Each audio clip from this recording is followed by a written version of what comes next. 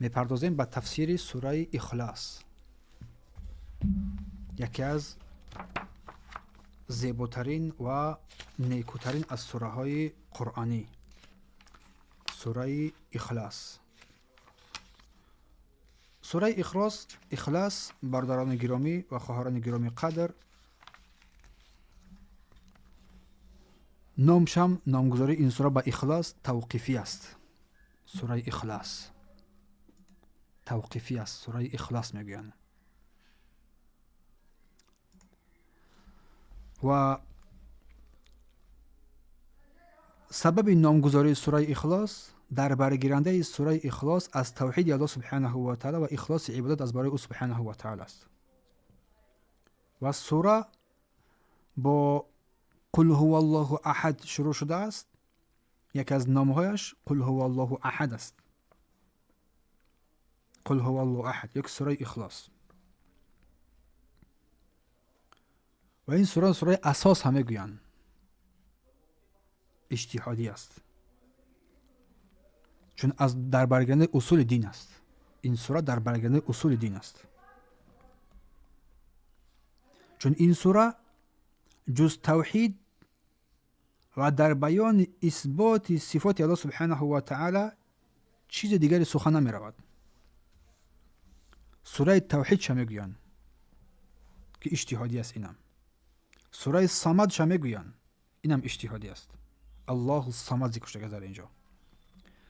و عدد آیات های این سوره 4 تا است و در مکه مکرمه این سوره نازل شده است. و ترتیب نازل شدن این سوره 22 سوره است. 22 سوره است ترتیب نازل، اما ترتیب مصحف 112 سوره قرار میگیرد. و آیه اول و آیه سوم بیان توحید الله سبحانه و تعالی است، بیان حقیقت توحید، اثبات تفرد الله سبحانه و تعالی بر الوهیتش، یگانه بودن الله سبحانه و تعالی بر الوهیتش و کمال پاک بودنش از فرزند و از همسر و از هر چیز دیگری. و این سوره مبارکه، سوره اخلاص، بیان اثبات وحدانیت سبحانه و تعالی، چون کسی به غیر او قصد نمی کند. و این سوره مبارکه در برگیرنده صفات کمال او سبحانه و تعالی است و منزه، پاک و منزه است از هر ناقصیه.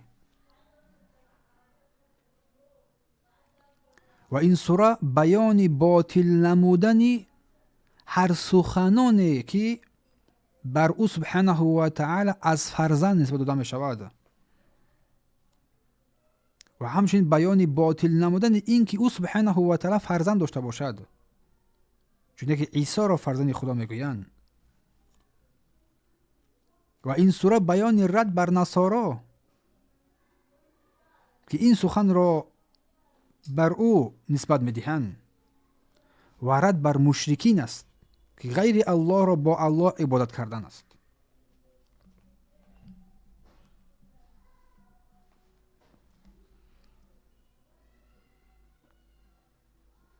سوره اخلاص که مطلب اساسی و خاتمه آن لم یکن له کفوا احد. احد یگانگی الله سبحانه و تعالی، یگانه بودن او در عبادت او سبحانه و تعالی. که این سوره سیاق قرآن را در بر میگیرد، که این سوره کریمه خاص قرار گرفته است دو اسم از نامهای الله سبحانه و تعالی را که در غیر قرآن جز در این سوره در جای ذکر نشده است، احد و صمد. و این سوره از آن سوره هایی است که در ذکرهای صبح و شام و از کار پیش از خواب رفتن و ذکرهای بعد نماز نیز خوانده می شود. و از سوره هایی است که با واسطه این سوره رقیه خوانی هم کرده می شود. قل هو الله احد، بگو او الله احد است.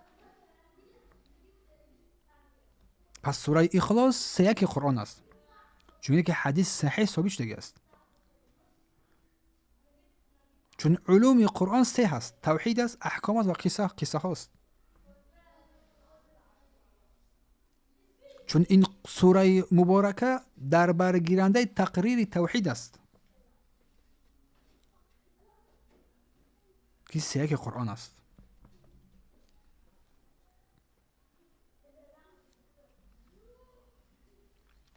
و این سوره کریمه که قل هو الله احد الله الصمد لم یلد و لم یولد، قل هو الله احد رد بر مشرکین است که غیر الله را عبادت میکنند، از غیر الله دعا و کمک یاری میطلبند. الله الصمد لم یلد و لم یولد، نزاده است، نزاده شده است. رد بر بسیاری از اهل ضلالت است که سران ضلالت ها گمراه ها این یهود و نصارا است. که یهود میگوید عزیر فرزند الله است، نصارا میگوید عیسی فرزند الله است. و همچنین رد بر تمام فرقه های اهل ضلالت است این سوره مبارکه. بر تمام اهل ضلالت این سوره مبارکه رد است، بر همه آنها. قل هو الله احد، قل هو الله احد، قل بگو همچنین امر است، بگو او الله احد است. الله احد است، الله یگانه است. قل بگو یعنی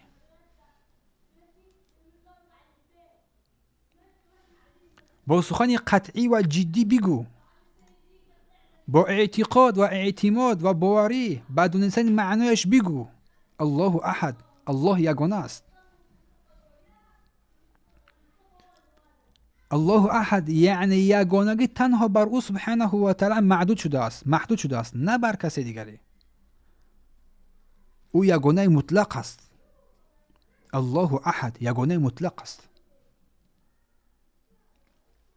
در کمالش بی‌نظیر است که دارای نام‌ها و صفات‌های عالی است و صفات‌هایش صفات‌های کمال است و عالی است و فعل‌هایش مقدس است، پاک و مقدس است،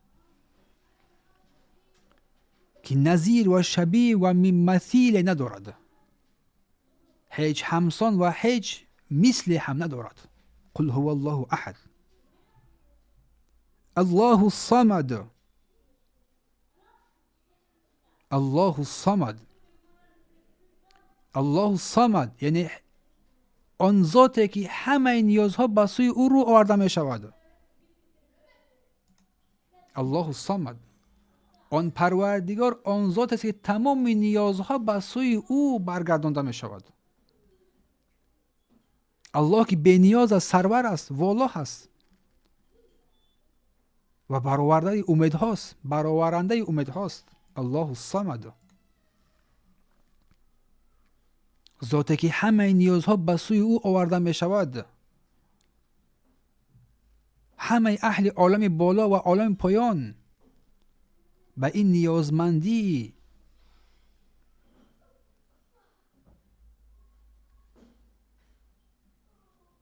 و نیازمندیشون را از الله سبحانه و تعالی می خواهند. به سوی او سبحانه و تعالی فقیر هستند. حاجتهای خود را از الله می خواهند. به سوی او سبحانه و تعالی رغبت دارند در حیاتشون، در مهماتشون، چون او سبحانه و تعالی کامل در وصفهایش است. عالم است که کامل شده است علمش، کامل است علمش.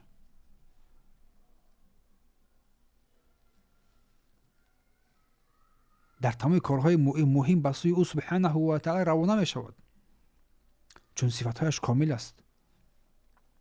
داناست که علمش کامل است. حلیم بردبار است و بردباریش هم کامل است. او سبحانه و تعالی رحیم است که رحمتش همه چیز را فرا گرفته است.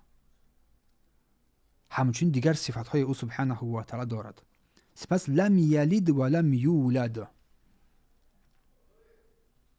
نه زایده است و نه زاده شده است، نه زاده است و نه زاده شده است. از کمال او سبحانه و تعالی است، نه زاده است و نه زاده شده است. چون از هر چیز بی نیاز است و هر کی به سوی او نیاز دارد، ولیکن او سبحانه و تعالی به هیچ کس به هیچ چیز نیاز ندارد. ولم یکن له کفوا احد،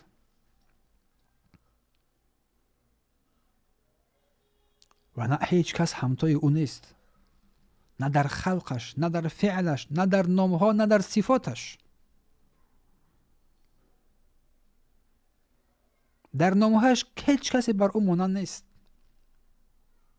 همتایی ندارد، صفتهای عالی دارد، نامهای زیبا دارد، پاک و منزه از هر عیب و نقصان است و او سبحانه و تعالی است. او سبحانه و تعالی است که این صفتها را دارد و هیچ کس این صفتها را ندارد و داشته هم نمیتواند. قل هو الله احد.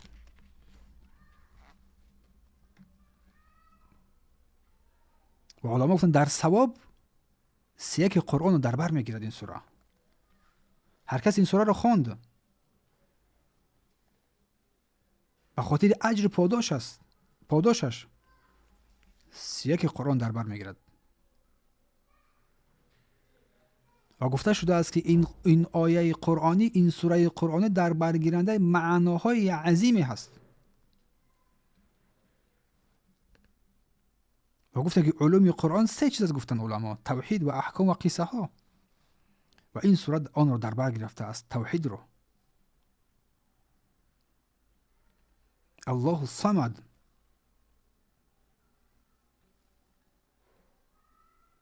آن سعید است که دیگر بالای او چیزی نیست، که مردم به سوی او رجوع میکنن در احوالشون، در امورهایشون.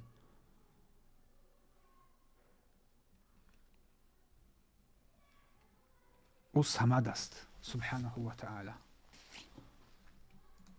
الله سبحانه و تعالی صمد است، اللهی که بی نیاز است، سرور است، والا است و همچنین برآورنده امور حیاتی بندگانش است در تمام امورشان.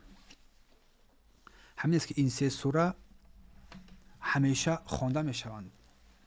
بر این سوره ها رقیه خوانی کرده می شود و این سوره ها از سوره هایی هستند که هر روز بعد نمازها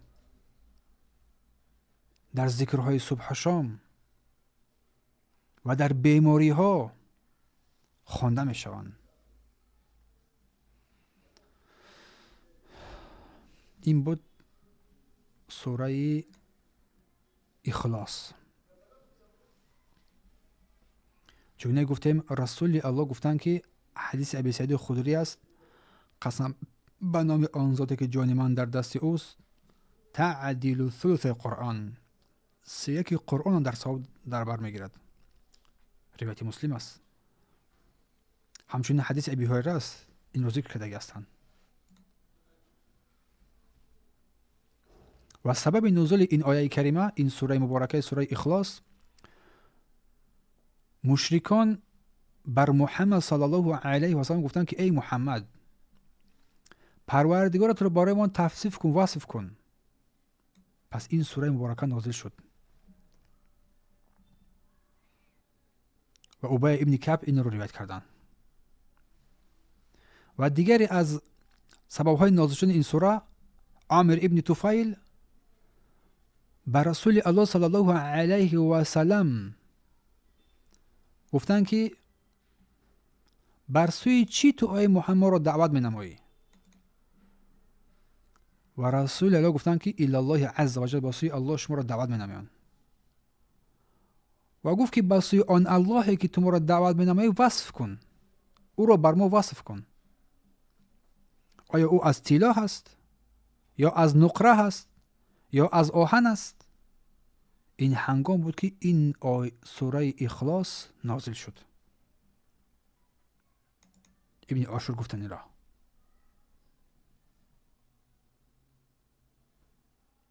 و دیگری از روایت ها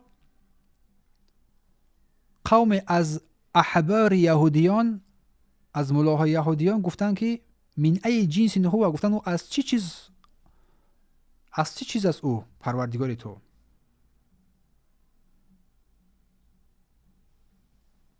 این سوره سپس نازل شد.